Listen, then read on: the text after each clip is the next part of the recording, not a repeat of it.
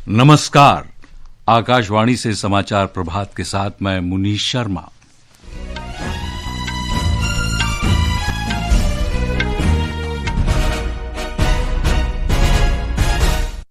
मुख्य समाचार।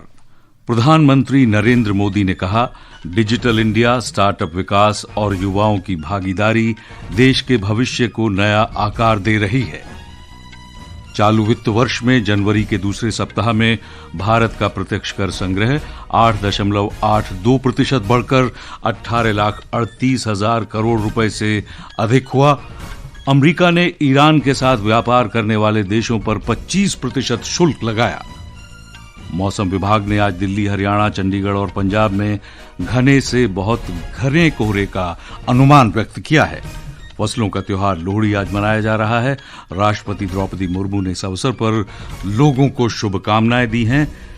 India open 2026 badminton tournament आज से नई दिल्ली में आरंभ हो रहा है और कल रात महिला प्रीमियर लीग क्रिकेट में रॉयल चैलेंजर्स बेंगलुरु ने यूपी वॉरियर्स को 9 विकेट से हराया। और अब समाचार विस्तार से। प्रधानमंत्री नरेंद्र मोदी ने कहा है कि डिजिटल इंडिया, स्टार्टअप और युवाओं की भागीदारी देश के भविष्य को नया आकार दे रही है। ये बात उन्होंने नई दिल्ली में कल विकसित भारत यंग लीडर्स डायलॉग के समापन सत्र में कही। उन्होंने कहा कि युवा नवप्रवर्तकों और उद्यमियों के प्रयासों से ये देश रचनात्मक और प्रौद्योगिकी आधारित क्षेत्रों में तेजी से विकास कर रहा है। श्री मोदी ने कहा कि डिजिटल इंडिया से रचनाकारों का एक नया समुदाय तैयार हुआ है, जिससे ऑरेंज इकोनॉमी को अभूतपूर्व गति मिली है। आज एक युवा ड्रोन बना रहा है तो दूसरा युवा एंटी ड्रोन सिस्टम बना रहा है, कोई एआई कैमरा बना रहा है, कोई रोबोटिक्स पर काम कर रहा है। साथियों, डिजिटल इंडिया ने भी भारत में क्रिएटर्स की एक नई कम्युनिटी खड़ी कर दी है। भारत आज ऑरेंज इकोनॉमी यानी कल्चर, कंटेंट और क्रिएटिविटी का अभूतपूर्व विकास होते देख रहा है। Bharat media, film, gaming, music, digital talent, VR, XR जैसे क्षेत्रों में एक बड़ा ग्लोबल सेंटर बन रहा है।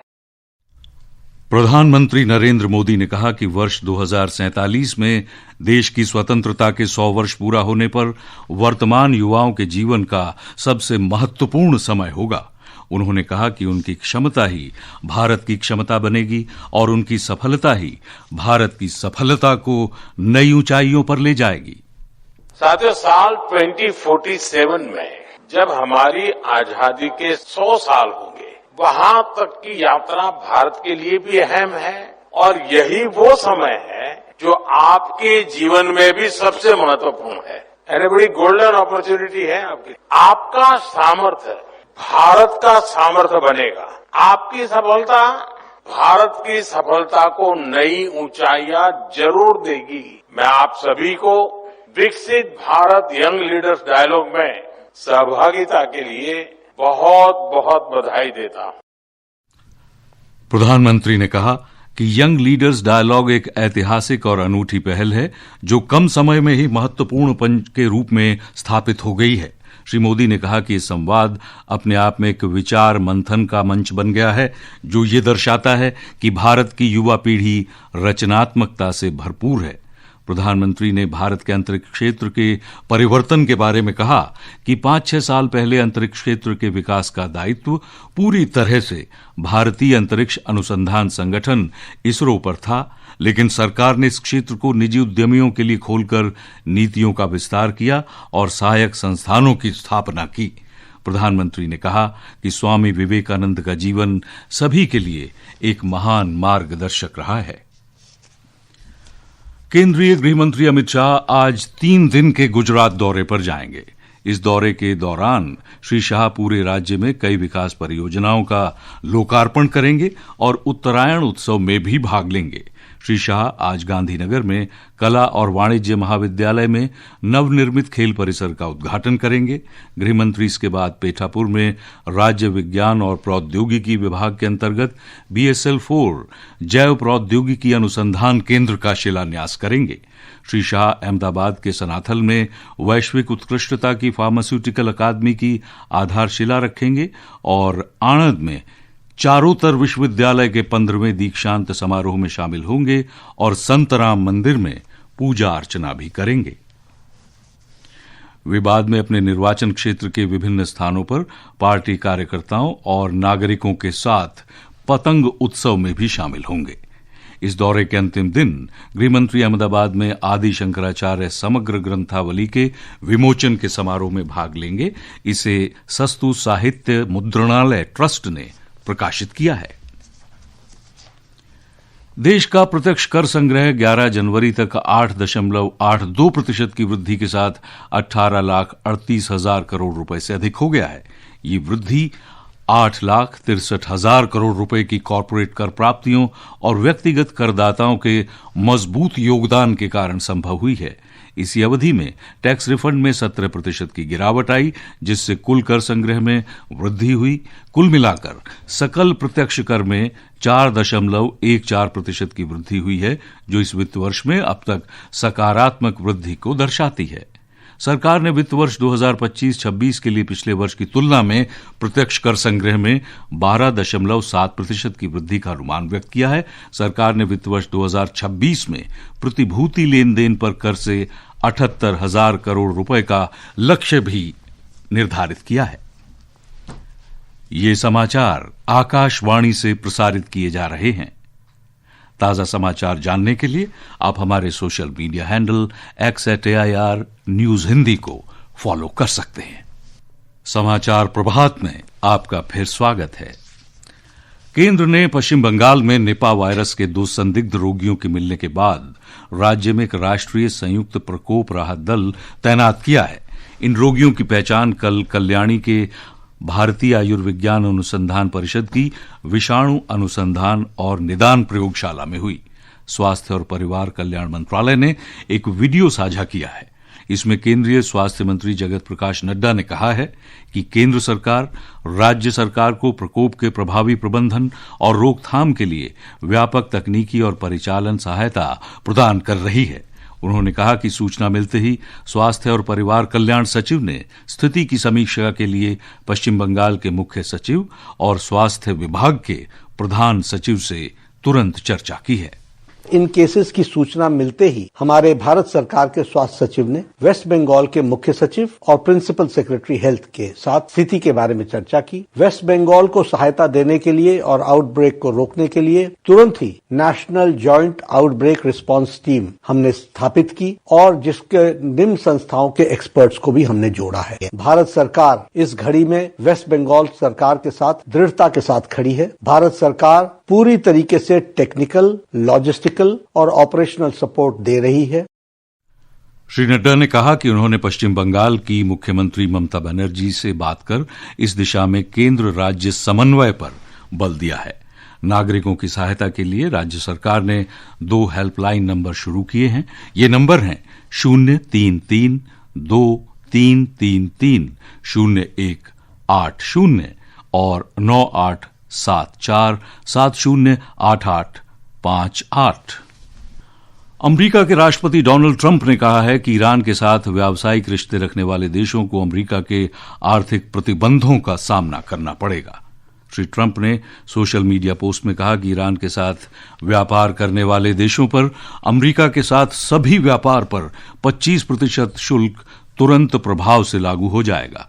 अमेरिका की प्रेस सचिव कैरोलिन लेविट ने कहा है कि राष्ट्रपति ट्रंप ईरान के मामले में सैन्य कार्रवाई सहित सभी अन्य विकल्पों पर विचार कर रहे हैं, लेकिन कूटनीति के माध्यम से समाधान उनकी प्राथमिकता है। सुश्री लेविट ने बृहस्पतिवार को ट्रंप की वेनेजुएला की विपक्षी नेता मारिया कोरिना माचाडो से मुलाकात करने की पुष्टि की है। मौसम विभाग ने आज दिल्ली, हरियाणा, चंडीगढ़ और पंजाब में घने कोहरे की संभावना व्यक्त की है। हिमाचल प्रदेश, झारखंड, ओडिशा, राजस्थान, पश्चिमी उत्तर प्रदेश, हरियाणा, चंडीगढ़, दिल्ली और पंजाब के कुछ हिस्सों में शीतलहर का अनुमान है, जबकि जम्मू कश्मीर, लद्दाख, हिमाचल प्रदेश, उत्तराखंड, पंजाब, चंडीगढ़, हरियाणा, राजस्थान, दिल्ली, बिहार, उप हिमालयी पश्चिमी बंगाल और सिक्किम में शनिवार तक घना कोहरा भी छाए रहने की संभावना है। फसलों का त्योहार लोहड़ी आज मनाया जा रहा है। ये मुख्य रूप से पंजाब, हरियाणा और हिमाचल प्रदेश में मनाया जाता है। ये त्योहार फसलों के पकने की प्रसन्नता का प्रतीक है। लोग शाम को अलाव जलाते हैं, पारंपरिक गीत गाते हैं और परिवार तथा समाज के साथ खुशियों के पलों को साझा करते हैं। ये त्योहार आपसी प्रेम और एकता का संदेश भी देता है। राष्ट्रपति द्रौपदी मुर्मू ने लोहड़ी, मकर संक्रांति, पोंगल और माघ बिहू की पूर्व संध्या पर देशवासियों को हार्दिक शुभकामनाएं दी हैं। ये त्योहार आज और कल मनाए जा रहे हैं। अपने संदेश में राष्ट्रपति द्रौपदी मुर्मू ने कहा है कि ये त्योहार देश की समृद्ध कृषि परंपराओं के प्रतीक हैं। साथ ही ये त्योहार भारत की जीवंत और विविध सांस्कृतिक विरासत को उजागर करते हैं। 2 बार की ओलंपिक पदक विजेता पीवी सिंधु आज से शुरू हो रहे इंडिया ओपन बैडमिंटन टूर्नामेंट में भारत का नेतृत्व करेंगी। प्रतियोगिता का आयोजन नई दिल्ली के इंदिरा गांधी इंडोर स्टेडियम में होगा। मालविका बंसोड़ और तन्वी शर्मा भी महिला सिंगल्स में अपनी चुनौती रखेंगी। महिला डबल्स में त्रिशा जॉली और गायत्री गोपीचंद भारतीय टीम का नेतृत्व करेंगी। पुरुष सिंगल्स में लक्ष्य सेन और आयुष शेट्टी पहले दौर में आमने सामने होंगे। पूर्व विश्व चैंपियन, पदक विजेता किदाम्बी श्रीकांत और एचएस प्रणॉय भी इस टूर्नामेंट में भाग लेंगे। पुरुष युगल में विश्व की नंबर 3 जोड़ी सात्विक साईराज, रंकी रेड्डी और चिराग शेट्टी 2022 में जीता खिताब फिर से हासिल करने की कोशिश करेंगे। महिला प्रीमियर लीग क्रिकेट में कल रॉयल चैलेंजर्स बेंगलुरु ने यूपी वॉरियर्स को 9 विकेट से हरा दिया। नवी मुंबई में रॉयल चैलेंजर्स बेंगलुरु ने 144 रन का लक्ष्य 12 ओवर और 1 गेंद में 1 विकेट के नुकसान पर 145 रन बनाकर हासिल कर लिया। ग्रेस हैरिस ने 85 रन की पारी खेली। पुरुष हॉकी इंडिया लीग में एसजी पाइपर्स ने हैदराबाद तूफान्स को 2-1 से हराकर टूर्नामेंट में अपनी पहली जीत दर्ज की है। रांची में कल रात पाइपर्स के लिए टोमास डोमेने ने दोनों गोल दागे। गोलकीपर टॉमस सेंटियागो ने अंतिम क्वार्टर में एक पेनल्टी को भी बचाया। हैदराबाद तूफान्स के अमनदीप लकड़ा ने 41वें मिनट में 1 गोल किया। ये समाचार हमारी वेबसाइट www.newsonair.gov.in और हमारे mobile app news on AIR पर भी उपलब्ध हैं। और अब आज के समाचार पत्रों की सुर्खियों के साथ हैं हमारी सहयोगी वैष्णवी। धन्यवाद मुनीश। राजधानी दिल्ली से प्रकाशित होने वाले सभी हिंदी समाचार पत्रों ने भारत के अंतर्राष्ट्रीय संबंधों से जुड़े घटनाक्रम को मुख्य पृष्ठ पर सबसे ऊपर प्रकाशित किया है। इसके अलावा उत्तर भारत में जारी शीतलहर और कोहरे से प्रभावित जनजीवन के समाचार भी सचित्र प्रकाशित किए हैं। जनसत्ता की पहली सुर्खी है, भारत अमेरिका के बीच होगी पहली व्यापार वार्ता। पत्र ने भारत में अमेरिका के नए राजदूत सर्जियो गोर के कथन को प्रमुखता से प्रकाशित करते हुए लिखा है, जमीन बर्फ पिघलने की संभावना है। इसी विषय पर दैनिक भास्कर की सुर्खी है, रिश्तों में गर्माहट, अमेरिका से ट्रेड डील पर 5 माह बाद आज चर्चा। राजस्थान पत्रिका ने इसी समाचार को शीर्षक दिया है, नए अमेरिकी राजदूत की मीठी बातें। और अंत में सुनिए इस बुलेटिन के मुख्य समाचार एक बार फिर। प्रधानमंत्री नरेंद्र मोदी ने कहा, डिजिटल इंडिया, स्टार्टअप विकास और युवाओं की भागीदारी देश के भविष्य को नया आकार दे रही है। अमेरिका ने ईरान के साथ व्यापार करने वाले देशों पर 25% शुल्क लगाया। मौसम विभाग ने आज दिल्ली, हरियाणा, चंडीगढ़ और पंजाब में घने से बहुत घने कोहरे का अनुमान व्यक्त किया है। और फसलों का त्योहार लोहड़ी आज मनाया जा रहा है। राष्ट्रपति द्रौपदी मुर्मू ने इस अवसर पर लोगों को शुभकामनाएं दी हैं। और कल रात महिला प्रीमियर लीग क्रिकेट में रॉयल चैलेंजर्स बेंगलुरु ने यूपी वॉरियर्स को 9 विकेट से हराया। और इसके साथ ही समाचार प्रभात का ये अंक समाप्त हुआ। नमस्कार।